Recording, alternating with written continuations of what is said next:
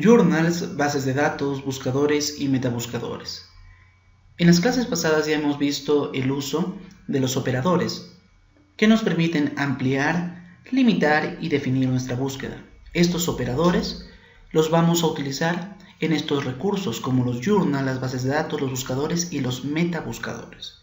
Pero para poder hacer uso de todo esto, primero tenemos que conocer algunas cosas como lo que es la URL, lo que es el DOI, lo que es el ISSN, el journal.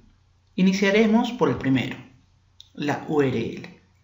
Es el localizador uniforme de recursos, llamado comúnmente como una dirección web o página web. La URL se producen con mayor frecuencia para referirse a las páginas web, pero también se utilizan para transferir archivos, correo electrónico, acceso a bases de datos y otras aplicaciones. Lo importante en nuestro caso es acceder a las bases de datos, acceder donde se encuentran alojados los journals, las revistas, los artículos de alto impacto. ¿Sí? La mayoría de los navegadores web muestran la URL de una página situada encima de la barra de direcciones. El otro aspecto a conocer es el DOI, que es el identificador de objeto digital. Es un sistema parecido a los identificadores URL. El objeto puede ser cualquier entidad o cosa, física, digital o abstracta. Una forma común de emplear el sistema DOI es dar a las publicaciones científicas un número específico que cualquiera puede utilizar para localizar a través de la red el artículo citado. A diferencia del sistema URL usado en las páginas web, el sistema DOI no cambia con el paso del tiempo. En algunos países el DOI es una certificación de la producción científica. Cuando un programa navegador encuentra al DOI, acá se pueden encontrar las bases de datos del editor y así tener acceso a información al libro, al periódico, a la revista, que puede incluir datos de catálogo, críticas y enlaces. Entonces vemos la importancia del DOI. De una manera simple de ver, es como si fuera nuestro número de cédula. Puede haber personas que tienen homónimos que se llaman igual, pero nunca se repite el número de cédula. Y esto es lo importante. Cuando uno tiene un código DOI en un artículo, le permite ser a ese artículo único. Y una vez que se ubica el DOI, puede ubicarse el artículo, se puede ubicar a la revista, al editor y todas las características que están dentro de un artículo de publicación. El tercer aspecto es el ISSN. Es un número internacional que permite identificar de manera única una colección, evitando el trabajo y posibles errores de transcribir el título o la información bibliográfica pertinente. Este número, ¿sí?, se diferencia del ISBN, que es el número estándar internacional para el libro. El ISSN está normalizado por la norma ISO 32097.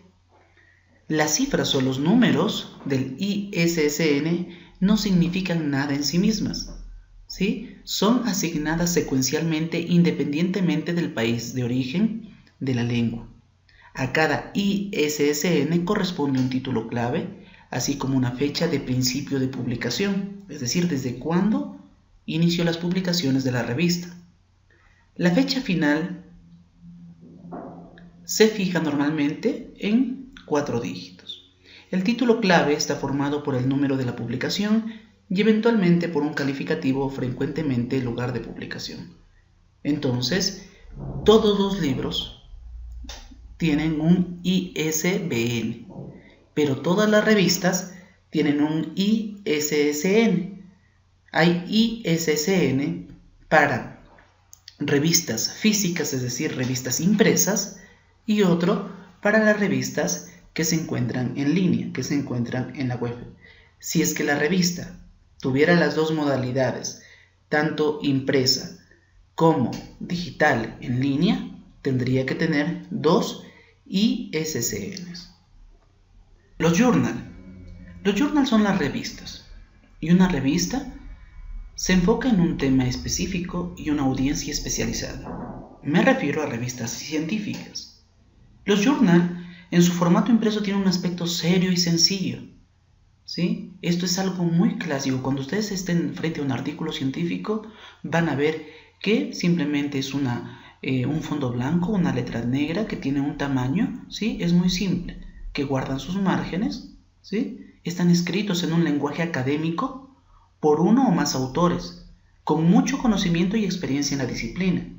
Es decir, que si estamos hablando de un journal de contabilidad que está dirigido a estudiantes de pregrado, posgrado o contadores, van a ver que los autores son especialistas del tema, ¿sí? Respetan normas de redacción y además se van a dar cuenta que sus documentos que están utilizando como referencias también son documentos de calidad, que avalan los argumentos que ellos van nombrando durante la redacción del documento.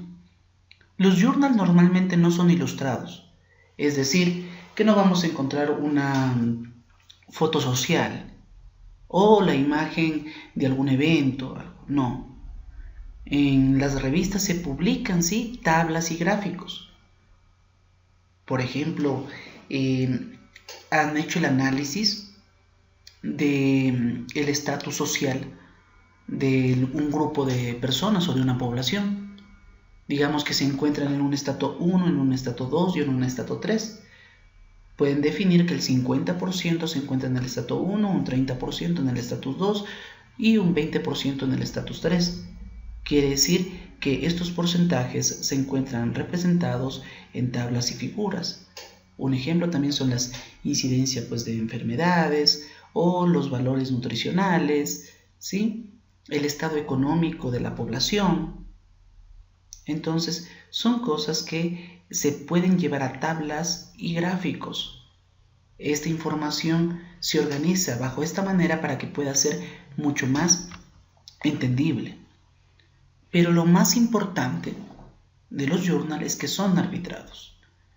El comité editorial de un journal, de una revista, que está formado por especialistas en el área, estos cuando reciben un artículo, asignan a pares académicos. Estos pares académicos que son especialistas en el área, revisan el artículo. Al revisar el artículo, determinan si el artículo merece o no ser publicado. Si es que en caso no merece, pues el autor tendrá alguna opción de mandarlo quizás a otra revista. Y si merece ser publicado, puede ser aceptado, sin correcciones, con correcciones menores o con correcciones mayores. Pero una vez que ya es aceptado y pasó por esta evaluación de pares, significa que el artículo cumple con los criterios para ser publicado. Es decir, cumple con criterios para ser una información de calidad. Es decir, los journals arbitrados son considerados de muy buena reputación. La revista tiene un ISSN, que es el número internacional normalizado de publicaciones seriadas, el cual ya hemos hablado. Además, cada artículo que se publica en este journal debe contener un DOI, que es el identificador de objeto digital. Es decir, cuando nos encontramos un artículo dentro de un journal o dentro de un buscador que hemos encontrado el artículo, debemos verificar que contenga 1. El nombre de la revista, 2. El número, el volumen, el número de páginas, el título del artículo, los autores y el DOI. ¿Cómo así?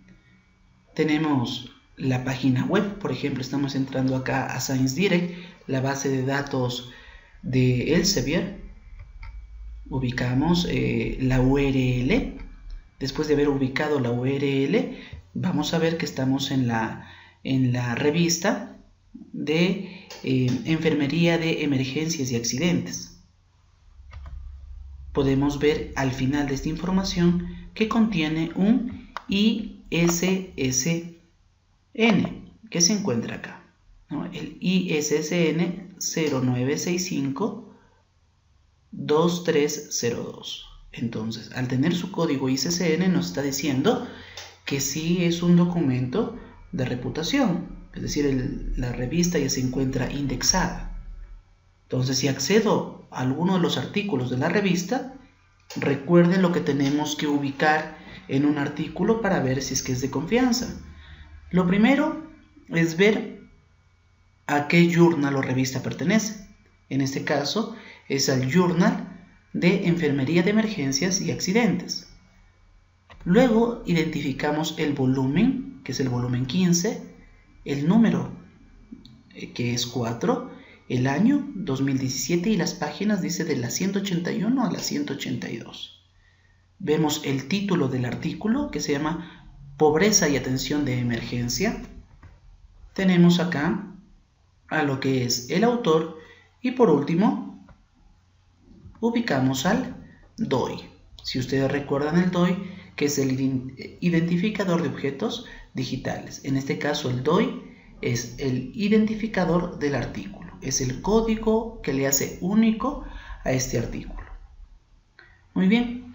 ¿Dónde podemos encontrar fuentes de información electrónica para los científicos? Es decir, información web de calidad. Uno, son en las sociedades y asociaciones profesionales como ASM, Blackwell Publishing, InterScience, Wiley, bibliotecas de las universidades, laboratorios de investigación industrial, en el Medline en el caso para ciencias médicas, que es la Biblioteca Nacional de Medicina, ¿sí? Y estas instituciones, estas sociedades, bibliotecas, laboratorios, guardan información que puede estar a manera de páginas web, a manera de blogs o puede estar a manera de bases de datos. Si está a manera de bases de datos, significa que incluyen revistas y las revistas, como hemos visto, tienen una especificidad de tema para poder nosotros buscar algo que sea completamente de nuestro interés. ¿Qué journals tenemos, por ejemplo? Podemos visitar los journals de radiología, de contabilidad, de ecología. Hay journals de medicina, journals de derecho, journal de deporte, de música, ¿sí? De química y materiales, por ejemplo, ¿sí? Hasta de literatura. Entonces, esto es un pequeño ejemplo. Hay miles de revistas y miles de revistas indexadas.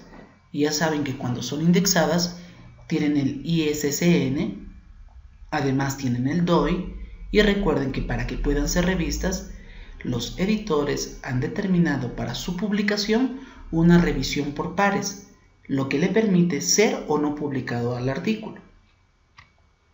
Y ahora sí empezamos por las bases de datos y vamos a iniciar por las de acceso abierto. Por ejemplo, tenemos a Dialnet y tenemos a Latindex, ¿sí? Latindex, que es el Sistema Regional de Información en Línea para revistas científicas de América Latina, el Caribe, España y Portugal. Se les deja las direcciones electrónicas para que ustedes puedan entrar. Lo mismo es con Dialnet, ¿sí? Todos son de información regional, es decir, Latinoamérica principalmente. Entonces ingresen a estas bases de datos y van a encontrar muchos artículos de información abierta. También tenemos el DOAG, que es el directorio de los journals de acceso abierto. Muchas veces un artículo puede estar tanto en Latindex, tanto en Dialnet y también puede estar enlazado al DOAG. El DOAG es el más importante de todos porque este sí concentra la mayor cantidad de journals. También tenemos a Scientific Research, tenemos a Sci-Hub, Oxford University. Entonces la información que se encuentra acá es de acceso abierto. En Oxford University hay que hacer una salvedad de que tiene mucha información de acceso abierto, pero hay información que también es de paga, es decir, que uno tiene que tener una suscripción al artículo para poderlo descargar. Es decir, puede comprar el artículo, puede pagar mensual para tener acceso a toda la revista o a las bases de datos, ¿no? Muy bien, tenemos Ciencia Science, tenemos el portal regional de salud, tenemos Teseo para tesis doctorales y tenemos Redalyc. Estas bases de datos, como les he dicho, es para un acceso total a la información. Uno puede encontrar mucha información de artículos que han sido publicados en distintas revistas y por el hecho de haber sido publicados en estas revistas, pues han seguido todo un proceso para ver la calidad de este artículo.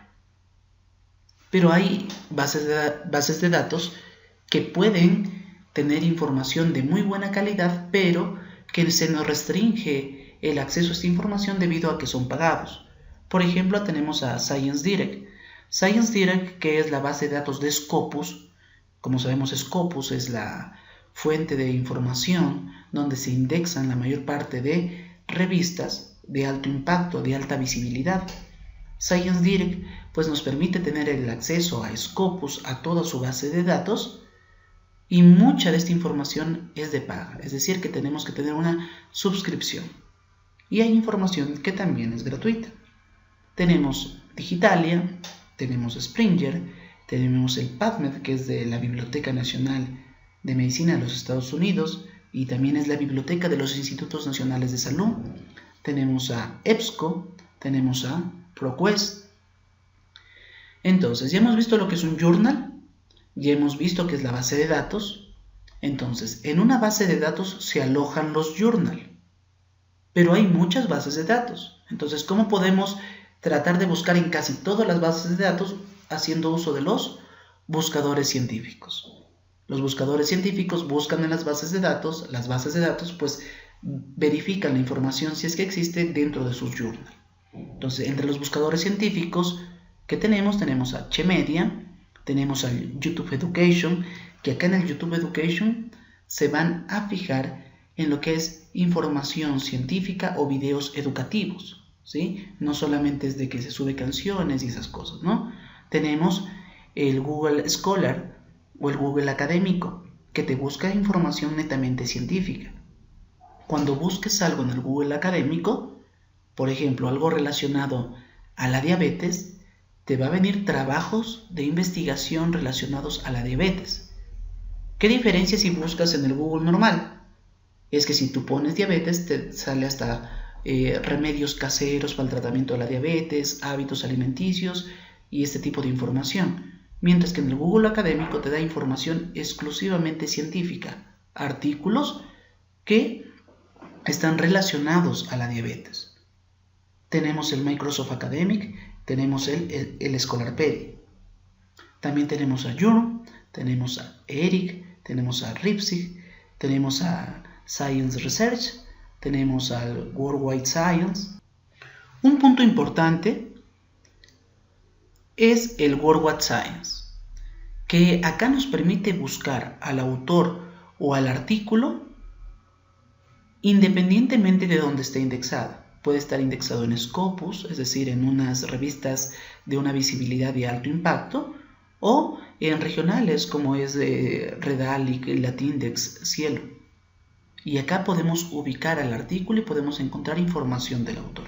Esto es muy, muy importante. Recuerden que las bases de datos, por ejemplo, acá en el país, en la ciudad de Quito, el 26 de abril del 2013, se propuso la compra de las bases de datos para que tengan acceso todas las universidades, en un total de 14 bases de datos compradas. ¿Cuál era el nombre del proyecto? El fortalecimiento del acceso a la información científica internacional. ¿Qué instituciones estuvieron involucradas? El CENESID, 54 universidades, 11 institutos públicos de investigación. ¿Qué cantidad de documentos disponibles? Más de 1 millón de documentos de carácter científico internacional publicados por las más prestigiosas editoriales del mundo.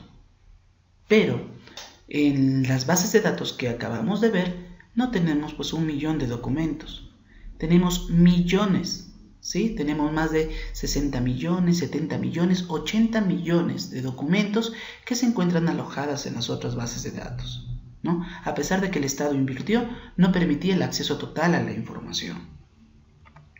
El acceso en este tiempo, y ustedes lo deben experimentar en alguna de sus instituciones, es que pueden acceder a bases de datos científica, pero si es que están conectados a la Wi-Fi de la universidad, o ingresas en las computadoras que se encuentran en las bibliotecas de la universidad. Porque si uno quiere abrir el documento o el artículo desde casa, pues no puede.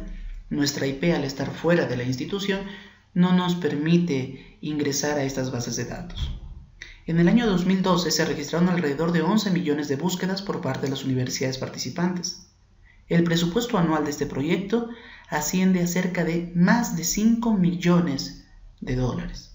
Sí, más de 5 millones que costaba acceder a estas 14 bases de datos científicas, que es una cantidad bastante que se llevan las editoriales para restringirnos la información.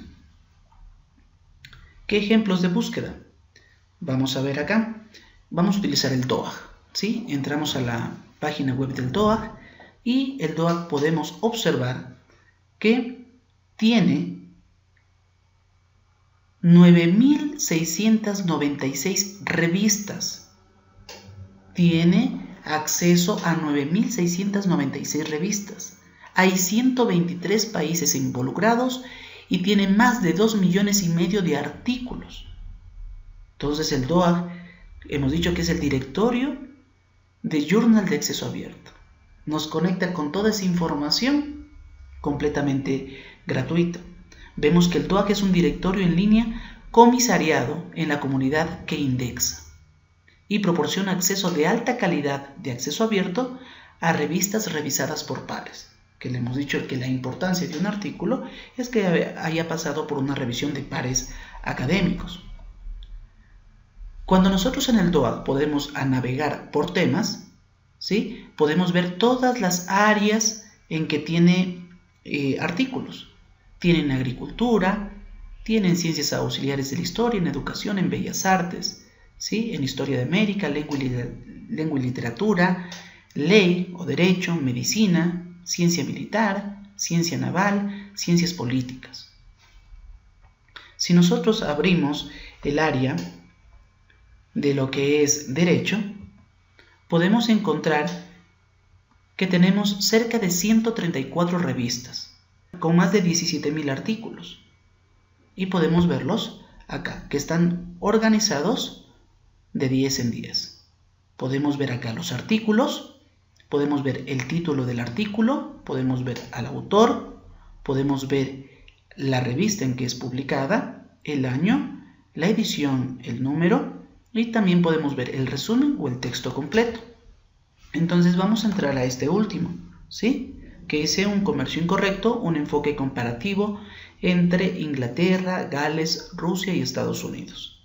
Vemos que es del año 2015 y vemos algo importante también que nos trae acá, que tiene su DOI, que es el identificador de objeto digital que nos permite ubicar al artículo. Entramos a este documento y podemos ver todas las características del documento. Título del documento. Acá tenemos el título de la revista, el año, el número, las páginas, el DOI.